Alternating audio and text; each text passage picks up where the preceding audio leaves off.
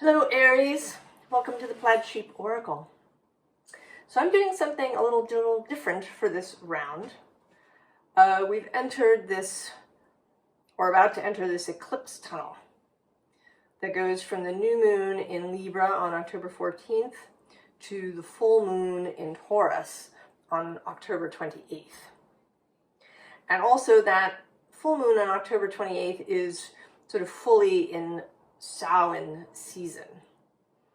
I don't think of the cross quarters as just a single day, but as a season. So that we sort of enter into this Samhain season around now, at this first new moon in October. And then it will take us fully through the next new moon. That will happen in mid-November and will be in Scorpio.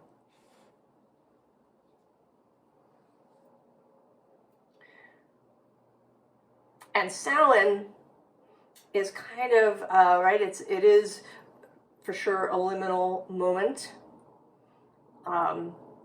Everything is coming to rest in nature here in the Northern Hemisphere. The leaves are beginning to turn.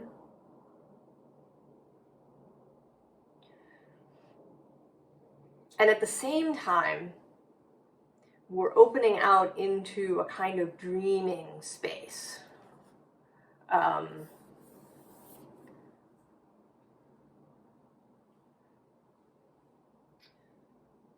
Where new ideas, new journeys are imagined and created. So I've asked two questions. One, what is being put to rest? What are you burying? And then the next question is, what seed are you planting? What are you thinking about bringing into existence in this next year that we move into?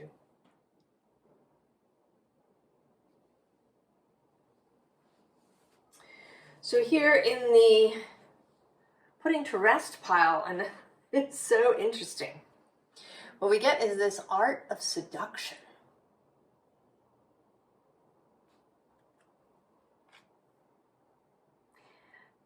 And then with the first thing being the third house, communication, and right below that, seventh house, relationship.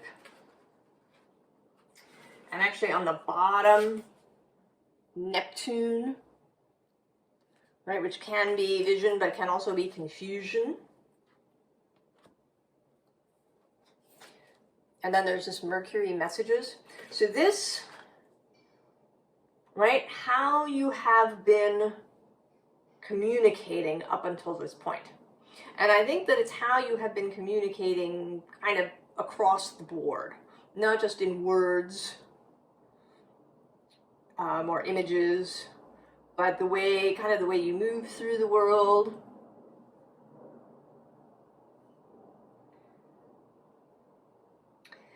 And I think perhaps, right, this is with this dignified strength card, that it's a kind of about a false front. That perhaps you've really been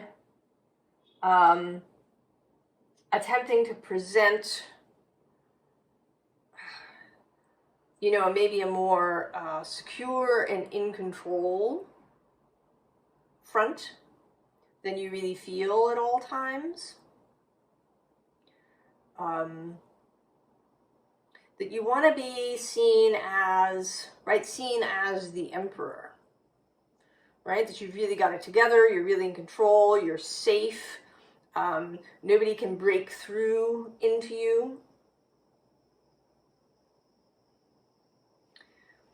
But in fact, we have this Chiron card, and Chiron is in Aries at the moment and will be for a little while yet. He moves quite slowly through Aries. He's one of those planets who has a very eccentric orbit. So Chiron, Pluto, Aries, actually. She will spend 120 years in Aries, but she only spends about 20 in Libra. So it's an odd orbit. So Chiron's been in Aries for a while now. This energy of healing. Right, and there's this, right, this snake imagery.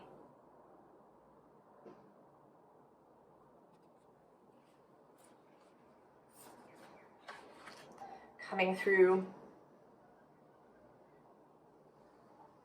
Questions of power. Pluto's been moving square to Aries since 2008.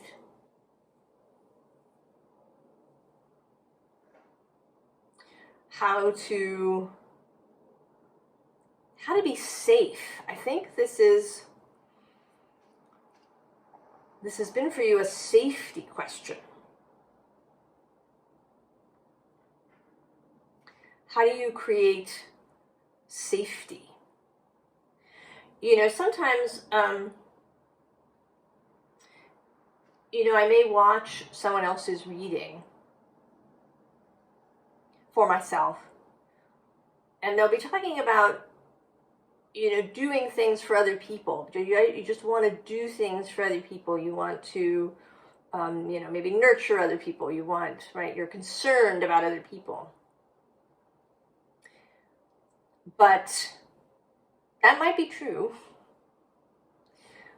But the other possibility is that you do these things, and I know that this has been true for me, that you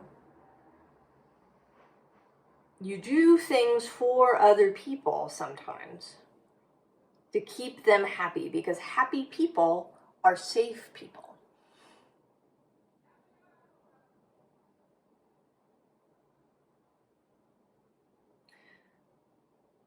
So if you have been engaging in certain kinds of communication and either presenting a really solid, strong front,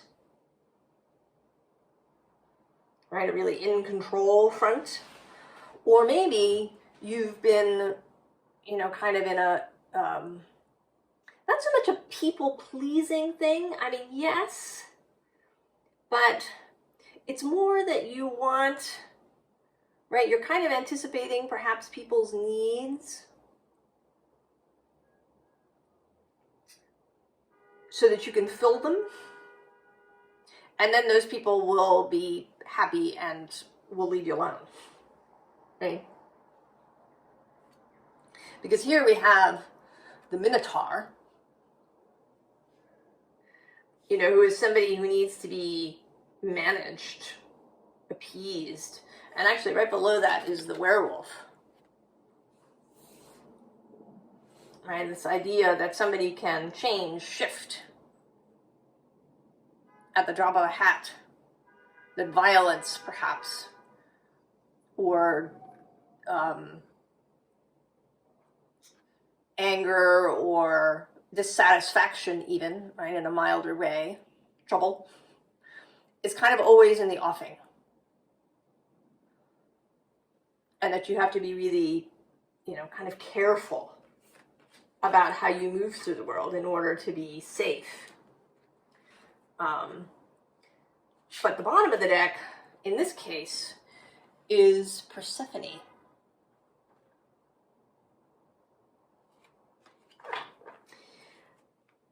Now, ideally, right, she wasn't supposed to eat any of the food in the underworld, but she does.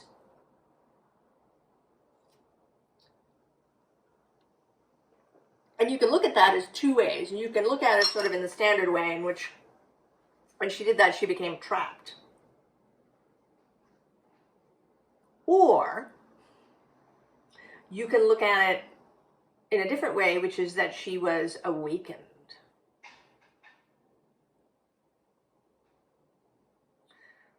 right? She ate the fruit of the underworld of this other perspective of, you know, perhaps her shadowy aspects that she's been avoiding.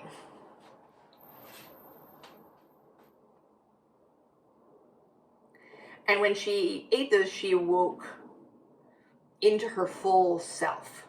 So no longer a simple little spring goddess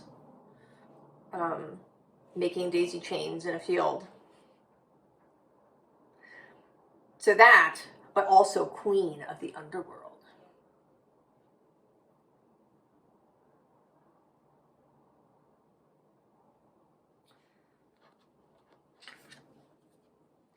So we have Kelpie, warning. This is more of this kind of shape-shifting energy. That maybe you have shifted your shape, depending on the circumstances. It could be, right, that's another thing that could go two ways. It could be that you continually kind of change who you are, right? You really mirror the person that you're with in order to be safe. Or you just kind of took on this persona. You donned a costume of strength and implacability. And you've been wandering around in that this whole time. Right? You've taken this Morrigan stance. And it's interesting to me, she's a very popular goddess out there. And that's interesting to me, this attraction to this power image. But there are there's different kinds of power. They don't all have to be kind of metaphorically a sword wielding thing, right? She's, her face is blood speckled.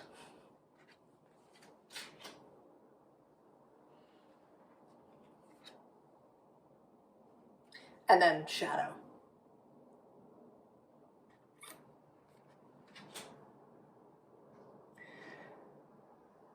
So whatever this costume that you've been wearing, whether it's, kind of a solid thing where you've chosen a character and you've gone with it for most of your life, or whether it's a kind of shape-shifting, more in this line of seduction thing where you anticipate and you mirror other people so that you never say the wrong thing. That is what is being put to rest.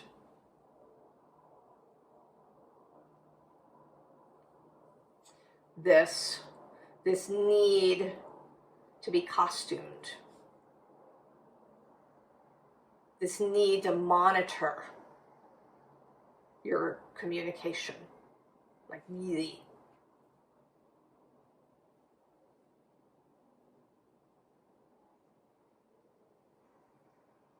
So, advice, specifically for this being put to rest.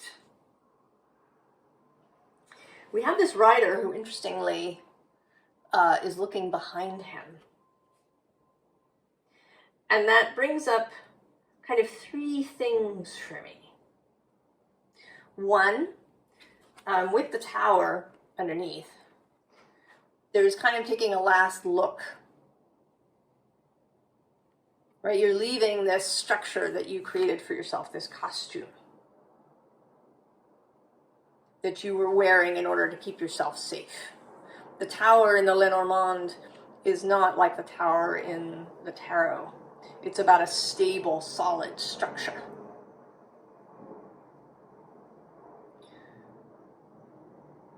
Which can, of course, become a prison. So you're taking one last look at that. So there's that. Two, there's the fact that you're not overly focused on where you're going. You're letting the horse lead.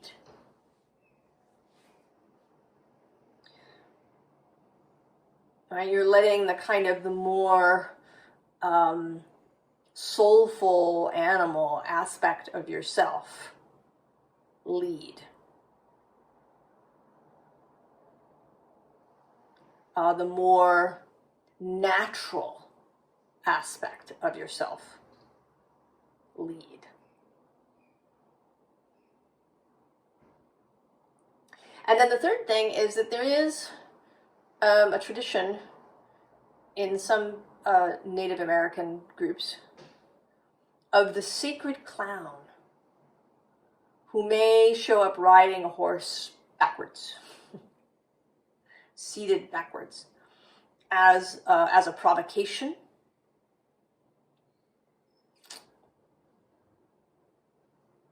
So showing up, right, with Aries, right, for me, the Fool card in the tarot is Aries. And the Fool is also a provocateur, or can be.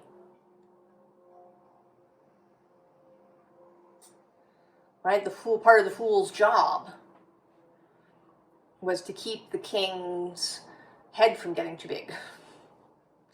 Right, he was the one who could, make jokes about the king and the court. So the sacred Fool. And then there's the tree.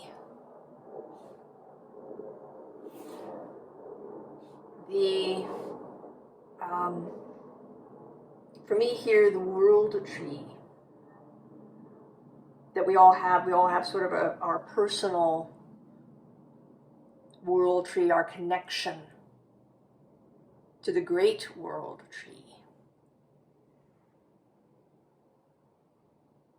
And I was actually watching another reading where someone called it a metaphor.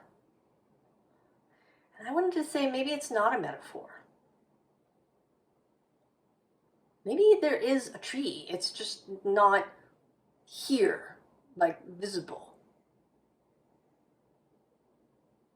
That there is actually a world sort of universal tree, but that it exists in this non-physical space.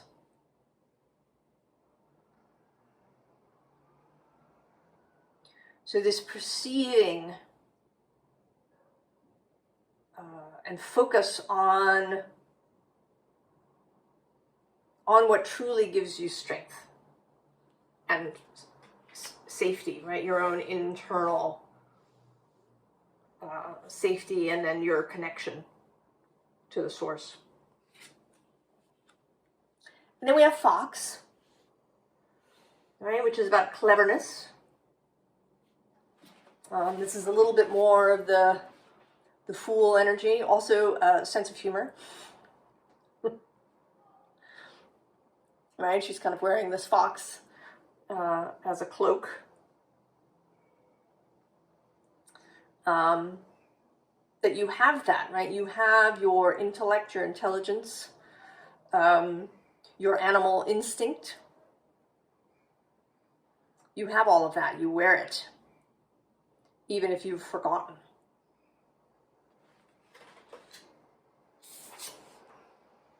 And then the garden. Watering and nurturing those things that you want to grow.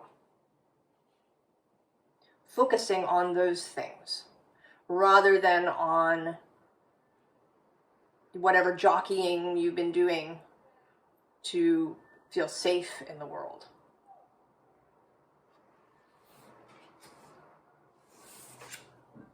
And then, of course, the heart.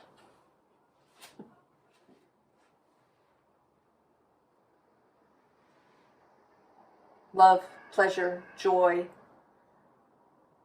your personal, your heart, other people's hearts. The universal heart. We often talk about the universal mind, but what about the universal heart?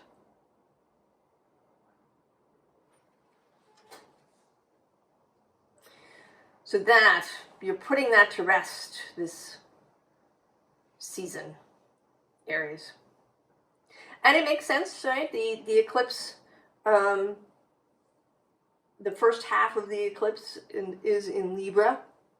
It is happening at 21 degrees, which is where Mars, your planet, was at the Aries full moon that we had in September. So this focus on relationship and how we interact with others. Do we interact in a, in an honest way? Or are we costumed?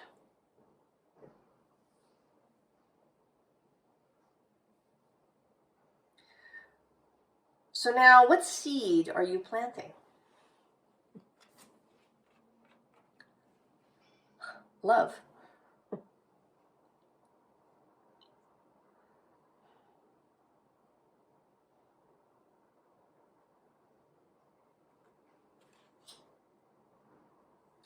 And this second, right, the second half of the eclipse is a full moon in Taurus, which is Venus's space. She had that retrograde in Leo, which was trine your sign. Now she's moving through Virgo, and I think she might actually reach the end of Virgo by the time we reach this, or be in Libra by the time we reach this full moon. I'm not sure. I will check and put that in the description box if it is so. So this, right, Venus and Mars in a better relationship with each other. Right, this disturbed thing could be a disturbed Mars, right, if you're all armored up. Or it could be a disturbed Venus, if you're too sort of, attuned to other people and anticipating their needs.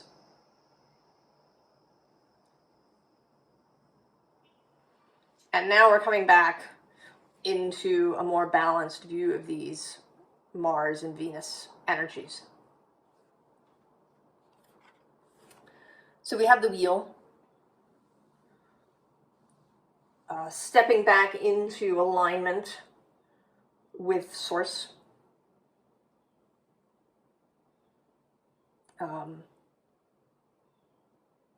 Allowing Source to do its part and you to do yours.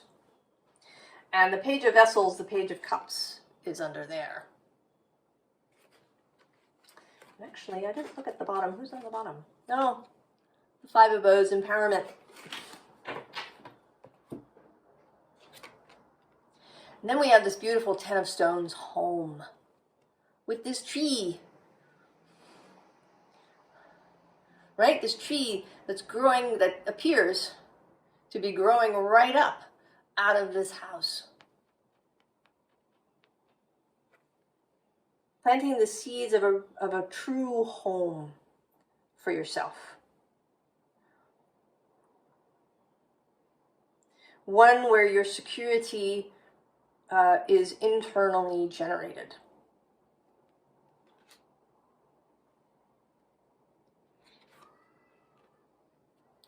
And then we have the Great Bear.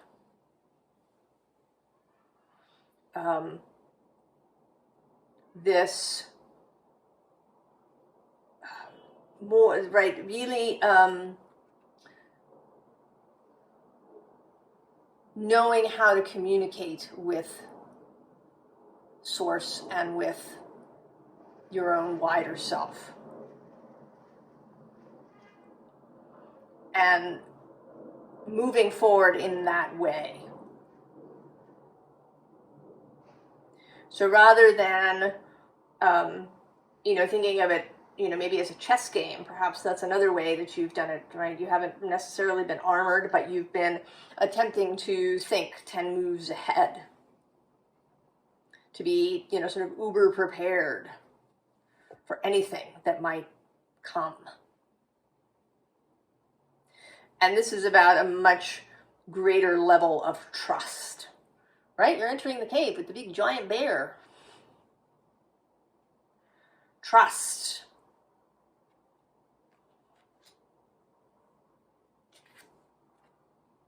And then, of course, the Ace of Waters, the waters of life, your holy grail cup.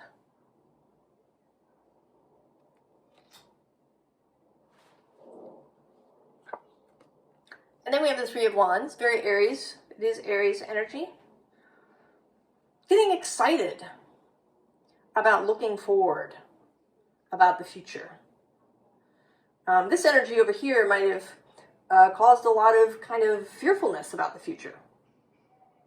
If you're forever trying to anticipate everything that's going to go wrong, or to be armored up, or, you know, to anticipate everybody else's needs, then the future isn't really a very nice place. It's fraught with peril and booby traps and things.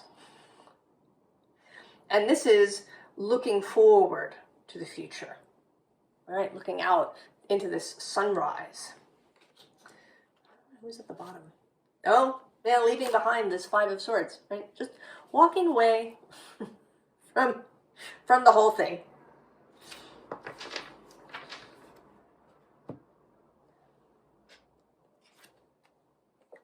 And then Eight of Cups. And here less walking away from something and more walking towards. Being led by your emotional guidance in the form of the moon. And moving towards things. Rather than forever worrying about what might be behind you. Eight of Wands, enthusiasm, high energy, right? All that delicious, exciting Aries stuff.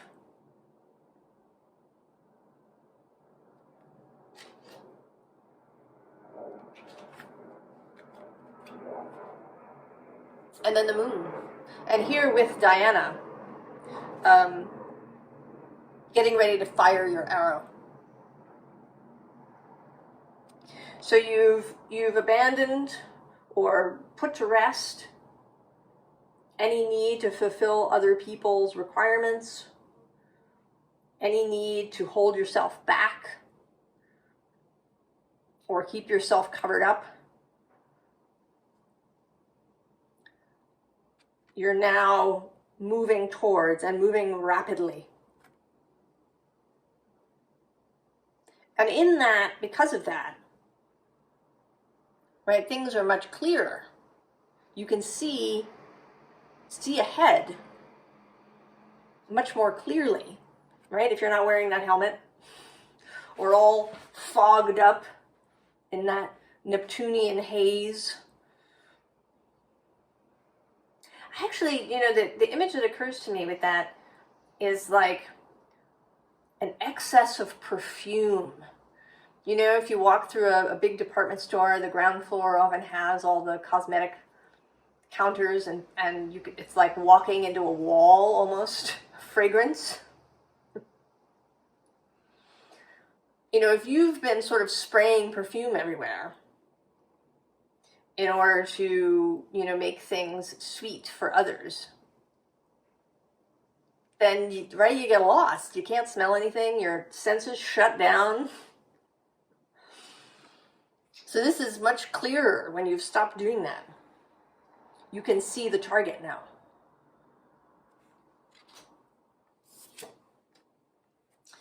And then we have Judgment. Again, this great bear is Judgment in the deck.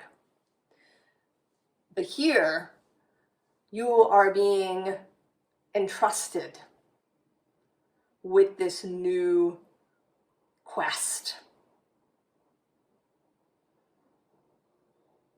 Anointed to head outward into this new quest.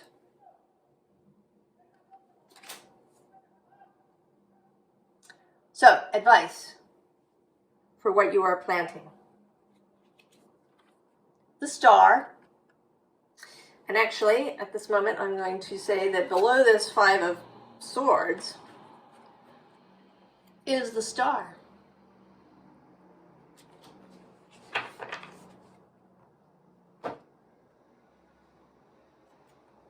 So, focusing, right, on that which you are longing for, focusing on this new quest. And doing so here, right, she's naked. She is not armored up.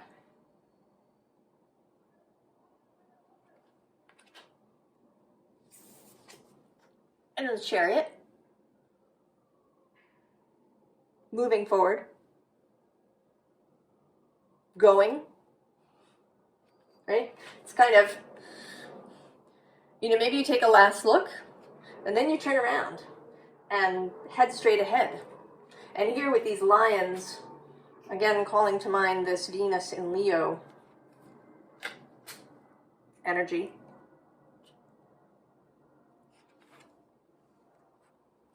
And then the Emperor, yourself, you showing up fully. And here, you know, you're not, I mean, you're wearing stuff. You got stuff going on.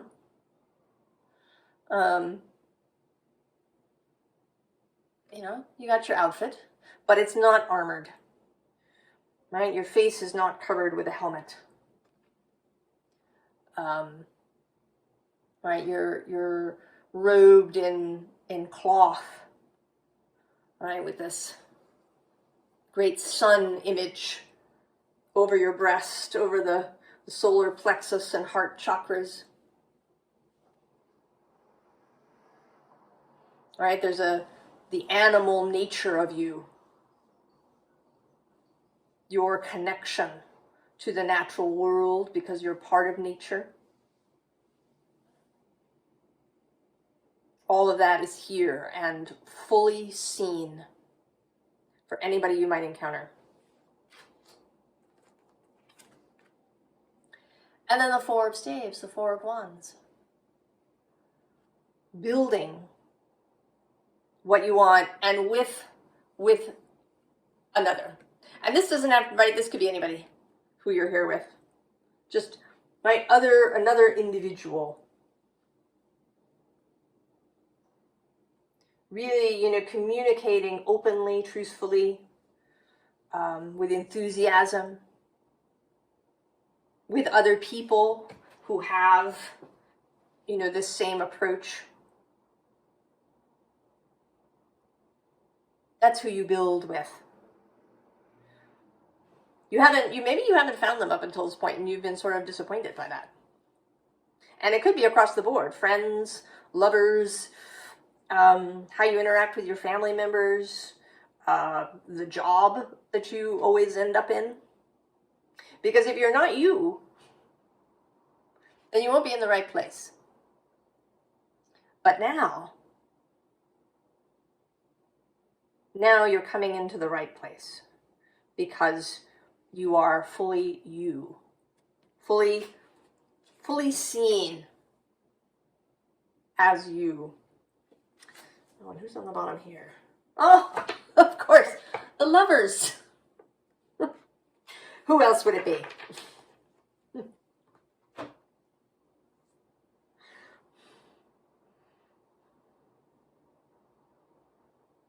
Right, so not, you know, I'm going to say right here that seduction absolutely has its place. But in this context,